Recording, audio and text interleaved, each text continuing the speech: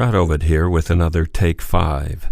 This is when we bring you about 5 or 6 minutes or so each day, Monday through Saturday, of exegetical content. We take Scripture, we really look at it, we try to get a meaty sandwich to bite into, something that will take us from Sunday to Sunday. And a lot of you are enjoying it. We're glad. Please be sure to share it with others on your Facebook. We're found on Facebook for Rod Ovid or for Logos Institute of Biblical Studies. Today I want to look at a couple passages that are familiar to us. They all deal with the same item in Matthew 17:20. And he said, that is, Jesus said to them, "Because of your little faith, for verily I say unto you, if you have faith as a grain of mustard seed, you shall say to this mountain, Remove, go to yonder place, and it shall remove, and nothing shall be impossible unto you." Or in Luke 17:5 and 6, "And the apostles said to the Lord, Increase our faith. And the Lord said, If you have faith as a grain of mustard seed, you could say unto this sycamore tree, Be rooted up, and be planted in the sea, and it would have obeyed you." Or in Mark 11:23, "Verily I say to you, whosoever shall say to this mountain, Be taken up and cast into the sea, and shall not doubt in his heart, but shall believe that which he saith comes to pass, he shall have it." Now those are some interesting passages, and we find ourselves many times into guilt trips for our lack of faith. There seems to be those preachers and teachers that like to shame us for not having enough faith to see things happen. And they're quick to say, look, it's not happening because you don't believe. And yet I want you to know today that when it comes to faith like this is a very personal thing between you and God. And Jesus was saying all of this in an act of kindness. And he wanted people to be clear that great things can happen to those that believe. And Jesus replied that it's not a matter of the quantity of faith. The smallest quantity, provided that it is genuine, is capable of accomplishing a lot. That's why he used the mustard seed. The grain of a mustard seed was a common Jewish expression for a very minute or small quantity. He wasn't literally saying the mustard seed, he was saying a small amount. And we use expressions all the time. I've told you 1,000,000 times not to exaggerate. I don't mean 1,000,000. How about, I have a ton of ideas for you, or I have a ton of reasons why you shouldn't do that. Now, does that mean the person has 2,000 pounds worth of reasons, 2,000 reasons or something? No, it's an expression. It means a lot. I've told you 1,000 times, well, you might have only said it 7, but 7's enough. Might as well be 1,000. You're not listening. So we have these expressions in our lives, and Jesus surely had many of those in his life as well, and he used them as a teacher. So when they were doubting things, when they said, we need faith, he said, look, it's not the quantity. You could have the faith of a mustard seed. You could have the smallest amount of faith. And given the right circumstance, the right time, everything connecting here, big things can happen. Mountains can be moved. There's a lot going on.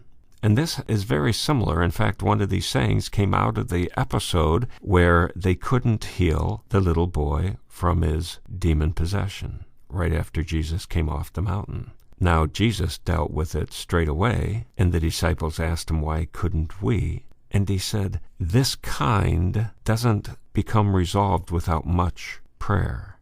And there are those things in our lives that have circumstances beyond our control, beyond our purview, things we can't see or understand. Things are in queue. Angels are held up by princes of Persia. But we are called to come to God with faith. And it can be the smallest amount of faith.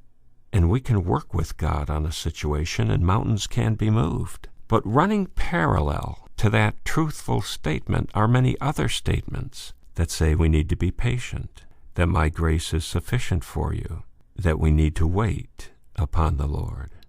And the bottom line is that all of this faith is living. It's moving, it's breathing. It's flux in the middle of our reality. It's dynamic, it's fluid. And that faith is a belief in God and a belief that he is, and that he is the rewarder of those that diligently seek him.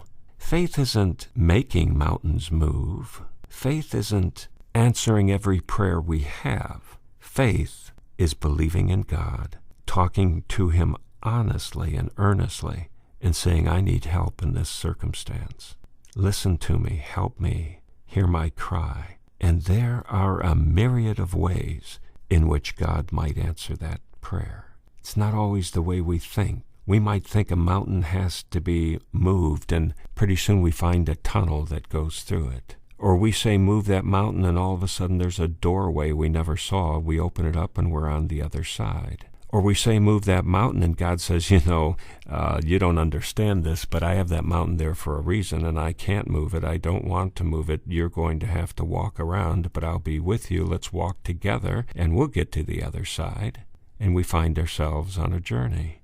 See, the faith means, God, I'm going to pray about this because I am irritated by that circumstance. You figure out the best way, and I'll obey. You take me around the mountain, through the mountain, over the mountain, remove the mountain. It doesn't matter to me. I want you to hear me, and I want to be obedient to your voice. We are in this together. That's faith. Because I know, as sure as I'm sitting here, I'm having my circumstances right now, and so are you. And there are myriads of mountains throughout the sound of this voice that need to be removed in our estimation. But rather than asking for them to be obliterated, let's go to God and say, God, Father, I know that you work all things together for good. I know you love me more than I'll ever appreciate. And I know you said that even little faith can do things. So with my little faith, I'm going to ask you to help. And I am going to do whatever you want me to do regarding this circumstance. I want to join you in finding a solution. You tell me what that is. You decide what's best. And I will go along with you. That's the faith he's looking for. We don't command God what to do. We submit to God in faith. We hand over our circumstances to him, and he will be our pillar of smoke during the day. He will be our fire at night. He will be our manna. He will be water from a rock. He will do whatever it takes to get us through that wilderness to the promised land. He doesn't get rid of all the desert before us. He doesn't always get rid of the noonday heat or the cold nights, but he does provide shelter and warmth and food and nourishment along the way. Get your life in sync with God. That's where it starts. And when we do that, when we humbly come to him and say, I'm in this with you, Father, you take control. Let's do this together. You will certainly have a blessed day.